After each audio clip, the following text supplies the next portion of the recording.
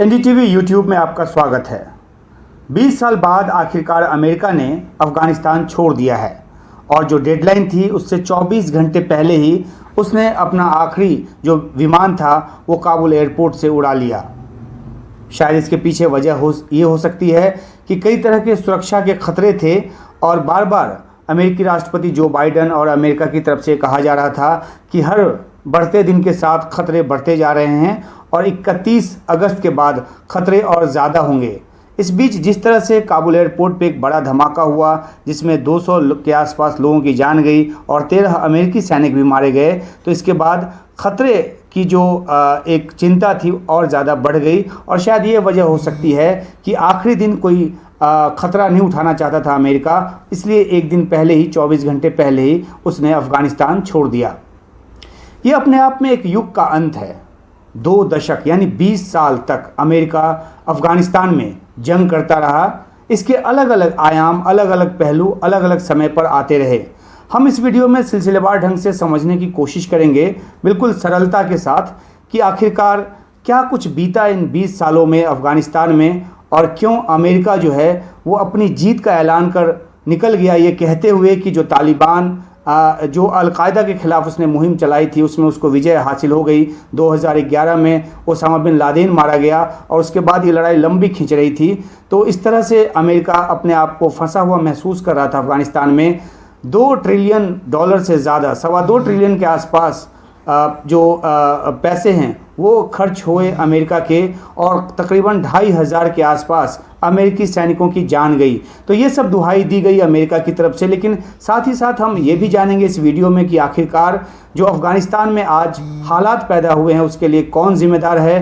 क्या दोहा में जिस तरह से अमेरिका ने समझौता किया और जिस तरह से तालिबान को एक तवज्जो मिलती गई, क्या वो ज़िम्मेदार है, या फिर अफ़गान की सेना जिसको अमेरिका ने तैयार किया, लेकिन ये अमेरिका की तरफ से कहा जाता है कि अफ़गान सेना ने अपना विल नहीं दिखाया और क्योंकि पॉलिटिकल विल नहीं दिखाया गया अफ़गानिस्तान के नेताओं की तरफ से, तो इसलिए वो तालिबान से जो उनको लड़ना था वो लड़ नहीं पाए और इस आसानी के साथ तालिबान जो है न सिर्फ अफ़गानिस्तान में बल्कि काबुल पर ही उसने कब्ज़ा कर लिया। तो हम शुरुआत करते हैं इस बात से कि 2001 में जब वर्ल्ड ट्रेड सेंटर पर अलकायदा ने हमला किया, दोनों ट्रेड टावर को गिरा दिया, उसके बाद अक्टूबर 2001 में ही अमेरिका जो है वो अफ़गानिस्तान में आ पहुंचा और उसने, जो कि उस समय तालिबान का रिजीम था, उसके ख़िलाफ़ एक बड़ी जंग छेड़ी। तकरीबन साल के जंग के अंदर ही अमेरिका ने काफ़ी कामयाबी हासिल कर ली और उसके बाद उस समय जो रम्सफेल्ड थे, जो वहाँ के उस समय डिफेंस मिनिस्टर थे, उन्होंने इस बात का ऐलान किया कि 2003 में कि अब जो है जो बड़ा युद्ध है वो लड़ा जा चुका है और अब मौका जो है वो स्थिरता लाने का है। और 2004 में अमेरिका ने एक अफ़गानिस्तान में चुनाव कराया। अफ़गानिस्तान का संविधान बना। हामिद करज़ई जो हैं उनको विजेता बताया गया और वो राष्ट्रपति वहाँ पे बने और एक पॉलिटिकल प्रोसेस जो है वो अफ़गानिस्तान में शुरू हुई। और इसके साथ ही अमेरिका जो है वो सैन्य तौर पर अपनी रणनीति जो है वो बदलता गया। नेटो फोर्स ने भी 2009 के आसपास आते आते ये कहा कि जो ऑपरेशंस हैं वो अब अफ़गान की सेना प्राइमरी तौर पे करेगी और वो सपोर्ट करेंगे। इसी तरह 2014 में भी बराक ओबामा ने जो एक ऐलान है वो किया था और उन्होंने एक औचक दौरा भी किया था अफ़गानिस्तान में और उन्होंने ऐलान किया कि जो अफ़गानिस्तान की जो जिम्मेदारी है वो अफ़गानिस्तान के लोगों की है और जो कॉम्बैट ऑपरेशंस है उसमें अब अमेरिकी या नेटो की सेना जो है, ख़ासतौर पे अमेरिकी सेना, वो हिस्सा नहीं लेगी।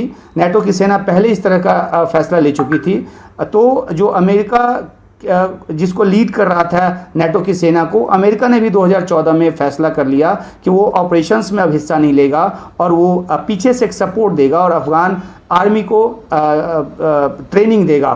तो ये सिलसिला लगातार चलता रहा। 2016 में जब ट्रंप सत्ता में आए तो उसके बाद उन्होंने अफ़गानिस्तान से पूरी तरह से विड्रॉ करने की बात शुरू की और 2018 आते आते तालिबान के साथ जो एक शांति जो वार्ता है उसको औपचारिक तौर पे उसकी शुरुआत की गई और फरवरी 2020 में आकर एक समझौता हो गया। हालांकि ये समझौता फरवरी 2020 में हो गया था और इसके तहत अफ़गान जो सरकार थी उसके साथ तालिबान का एक अलग से समझौता होना था, जिससे कि एक सत्ता का जो ट्रांजिशन है वो शांतिपूर्ण तरीके से हो, लेकिन वो बातचीत फेल कर गई, वो पटरी पे चढ़ी नहीं। और उसके बाद तालिबान ने अपने आप को कंसोलिडेट करके अटैक्स करने शुरू किए, अलग अलग प्रोविंसेस को अपने हाथों में लेना शुरू किया। और वो भी आकर जब अगस्त के महीने में उसने बहुत ही कम समय में बहुत सारे प्रोविंसेस को अपने हाथ में ले लिया और 15 अगस्त को उसने काबुल पर भी कब्जा कर लिया। तो ये एक छोटी सी टाइमलाइन है इस बात को दर्शाने की कि किस तरह से अमेरिका अफगानिस्तान में आया, किस मकसद से आया। मकसद उसने अलकायदा और तालिबान के खात्मे को बताया। बाद में वो तालिबान और अलकायदा के बीच फ़र्क करने लगा। जो तालिबान और अलकायदा और तालिबान सैंक्शन कमेटी थी उसमें से भी बाइफर्केट उसको किया गया, तालिबान को अलग किया गया, अलकायदा को अलग किया गया। अब भी जो अमेरिका कह रहा है कि उसका जो मकसद था वो अलकायदा को ख़त्म करना था, उस पर कमोबेश उसने विजय पा लिया है और इसलिए और ज़्यादा रिसोर्सेज जो है वो अपना और जान है अमेरिकी सैनिकों का वो खर्च नहीं कर सकता, वो जाने नहीं दे सकता और इसलिए वापसी जो है वो ज़रूरी है। जो बाइडन ने ट्रंप के फैसले को आगे बढ़ाया और उन्होंने अप्रैल में ही इस बात का ऐलान कर दिया कि सितंबर के पहले 11 सितंबर के पहले ही जो विड्रॉ है वो पूरी तरह से हो जाएगा। जो बाइडन ने ट्रंप पे इस बात का ठीकरा भी फोड़ा कि ये वो थे जिन्होंने ये समझौता किया था और ट्रुप की तादाद घटाकर 2500 तक कर दी थी 2020 आते आते। तो ऐसे में जो चार राष्ट्रपति थे अमेरिका के उनके कार्यकाल के दौरान अफगानिस्तान में अमेरिका फंसा रहा, अपनी जंग लड़ता रहा और जो बाइडन ने कहा कि वो 5वें प्रेसिडेंट को ये विरासत देना नहीं चाहते थे, इसलिए उन्होंने ये फैसला किया और एक न एक दिन ये होना ही था। तो अब ये सही समय है। जो बाइडन की काफ़ी आलोचना हो रही है, आगे भी होती रहेगी। अमेरिका के अपने तर्क हैं कि आखिरकार क्यों वो अफ़गानिस्तान से इस तरह से निकला। बहुत सारे क्रिटिक्स ये भी कहते हैं कि निकलने का तरीका कुछ और हो सकता था। खुद जो अमेरिकी राष्ट्रपति रहे जिनके कार्यकाल के दौरान ज़्यादा शांति प्रक्रिया को आगे बढ़ाने की बात की गई, राष्ट्रपति ट्रंप, उन्होंने भी, जो कि अब पूर्व राष्ट्रपति हैं, उन्होंने भी बयान जारी कर कहा कि इस तरह से बाहर नहीं आना था और वो अपने तरीके से रणनीति जो है वो बता रहे हैं आज की तारीख में भी और जो बाइडन को काफ़ी कुछ कसूरवार ठहरा रहे हैं कि जो स्थिति आज की तारीख में अफ़गानिस्तान में पैदा हुई है। एक बड़ी बात जो है वो कही जाती है कि जो दोहा में जिस तरह से समझौता किया गया उससे काफ़ी ज़्यादा मोरल पे असर पड़ा अफ़गानी ट्रुप का, क्योंकि अफ़गान ट्रुप्स जो तैयार किए गए उनके बारे में ये कहा जाता है कि वो लगातार तालिबान से लोहा लेते रहे।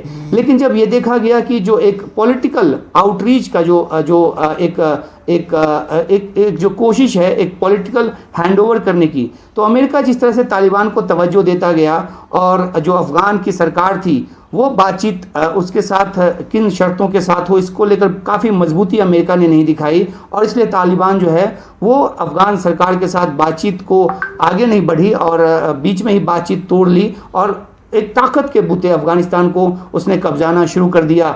तो इससे कहा जाता है कि तालिबान की जो अफ़गानिस्तान की जो सेना थी उस पर काफ़ी असर पड़ा, उसका मोरल जो है वो टूटा और ख़ास तौर पे जब काबुल के दरवाजे पर तालिबान आकर बैठ गए और अशरफ गनी जो हैं जिस तरह से उन्होंने देश छोड़ा, ये अमेरिका की तरफ से कहा जाता है कि इसने भी एक बड़ी भूमिका निभाई कि तालिबान आसानी से सब कुछ पे कब्जा करता चला गया और उसने प्रेसिडेंशियल पैलेस में भी घुसकर उस पर भी कब्जा कर लिया।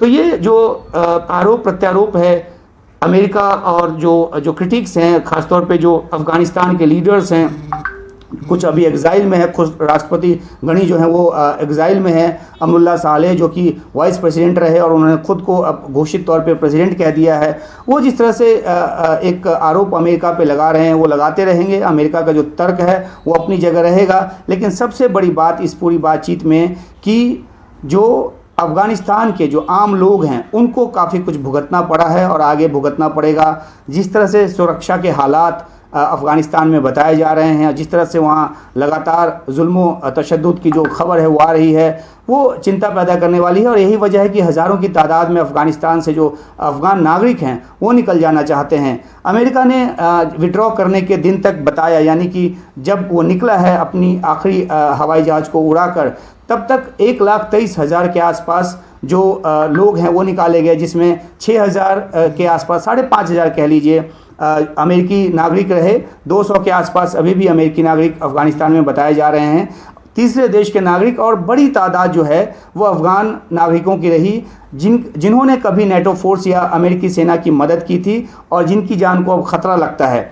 ऐसे लोगों को भी निकाला, लेकिन बड़ी तादाद अब भी है और अमेरिका ये कह रहा है कि उनको भी आगे चलकर एक डिप्लोमेटिक रिलेशन बनाकर निकालने की कोशिश करेगा। लेकिन सारा दारोमदार अब तालिबान पर होगा कि वो किस तरह से उनको बाहर निकलने देता है। हालांकि वो कह तो रहा है कि कमर्शियल जो सर्विस है, फ्लाइट सर्विस, वो जब शुरू होगा और जिनके पास वैध कागजात होंगे वो उनको जाने देगा। लेकिन अभी सबकी निगाह तालिबान की नई बनने वाली सरकार की ओर है। क्या वो उसमें सबकी सहभागिता सुनिश्चित करता है या फिर मनमर्जी की सरकार बनाता है, मनमर्जी के तरीके से आगे चलता है? तो उसमें फिर तालिबान के लिए दिक्कत ये होगी कि उसको जो आर्थिक मदद है वो नहीं मिलेगी दुनिया की। और अभी जिस तरह से अमेरिका ने कहा है कि जो मदद दी जाएगी वो स्वतंत्र एजेंसियों के जरिए दी जाएगी, सीधे तौर पे तालिबान या उसकी सरकार को नहीं दी जाएगी। तो कुछ चेक एंड बैलेंसेस दुनिया ने अपनी तरफ से लगाए हैं। यूएनएससी की जो बैठक हुई उसमें भी जो प्रस्ताव पारित हुआ उसमें ये कहा गया कि आतंक का अड्डा नहीं बनने दिया जाएगा अफ़गानिस्तान को, और तालिबान को जो उन्होंने कमिटमेंट्स किए हैं वो उनको पूरा करना होगा। लेकिन एक और अहम पहलू है, वो है चीन और रूस जैसे देश का, जिन्होंने तालिबान के साथ एक तरह से हाथ मिलाया है और वो इस बात की वकालत करते नज़र आते हैं कि तालिबान को मौका दिया जाना चाहिए। और जिस तरह से यूएनएससी में जो वोटिंग में उन्होंने अपने आप को अलग रखा, ये कहते हुए कि जिस तरह का संशोधन वो प्रस्ताव में चाहते थे, चीन ने ये कहा, तो वो नहीं लाने दिया गया और रूस ने कहा कि एक मौका जो है वो देना चाहिए। तो जाहिर सी बात है कि पुरानी बहुत सारी बातें, सोवियत समय की जो बातें हैं, जो जिसका रूस एक तरह से बदला लेना चाहता है अमेरिका से, ये फैक्टर भी है एक पीछे। लेकिन अमेरिका जब अब निकल गया है तो देखना होगा कि डिप्लोमेटिक तरीके से किस हद तक वो तालिबान पर दबाव बना पाता है और किस तरीके से उसको साथ लेकर चलने की कोशिश करता है। आज भी जो एक बयान आया है सेक्रेटरी ऑफ स्टेट का, एंटनी ब्लिंकन का, उन्होंने ये कहा है कि हर कदम अमेरिका का इस बात पे निर्भर करेगा कि एक्शन के तौर पे तालिबान की सरकार किस तरह से आगे बढ़ती है। तो अब एक बहुत ही ऐसी स्थिति में अफ़गानिस्तान है जहां उसके लिए आगे का कोई रास्ता नहीं है, ना कोई राजनीतिक रास्ता नज़र आ रहा है और ना ही वहां पे कोई आर्थिक हालात इस तरह के हैं जिससे वहां की का जो जनजीवन है वो वापस पटरी पे लौटे। लेकिन उम्मीद पे दुनिया कायम है। तमाम जो दुनिया के देश हैं, जो जिम्मेदार देश हैं, वो कोशिश में हैं कि किसी तरह अफ़गानिस्तान में तालिबान की सत्ता को इस तरह से कंट्रोल किया जाए जिससे कि लोगों को जो वहाँ पे जो उनका जो इंसानी हकूक़ है, जो मानवाधिकार है, वो सुनिश्चित रहे, चाहे वो महिलाएं हों, चाहे वो बच्चियों की पढ़ाई का मामला हो। तो इस तरह की एक कोशिश हो रही है। लेकिन क्योंकि तालिबान शरिया के हिसाब से चलना चाहता है और उसी हिसाब से हर चीज़ को तय करना चाहता है, तो देखना होगा कि कितना ज़्यादा वो रूम देता है या नहीं देता है। उस पर एक दबाव तो ज़रूर होगा क्योंकि उसकी सरकार को मान्यता चाहिए होगी, लेकिन ये दबाव किस हद तक काम करता है ये भी एक देखने की बात होगी। तो एक पूरी कहानी है अफ़गानिस्तान में अमेरिका के आने की, लड़ाई लड़ने की और इस तरह से वापस जाने की, और जो वापसी की प्रक्रिया है उसकी शुरुआत जो है वो उसकी बातचीत पहले से शुरू हुई थी, लेकिन आखिरकार राष्ट्रपति जो बाइडेन ने एक फ़ैसला लिया और ट्रुप्स को पूरी तरह से बाहर निकाल लिया और इसलिए ज़्यादा किरकिरी इस वक्त उनकी हो रही है। तो अब सारी निगाहें इस बात पर कि अफ़गानिस्तान का क्या होगा और किस तरह से आम अफ़गानियों का जीवन जो है सुरक्षित रहेगा और आगे बढ़ेगा। दुनिया भर की निगाह इस बात पे टिकी हुई है। नमस्कार।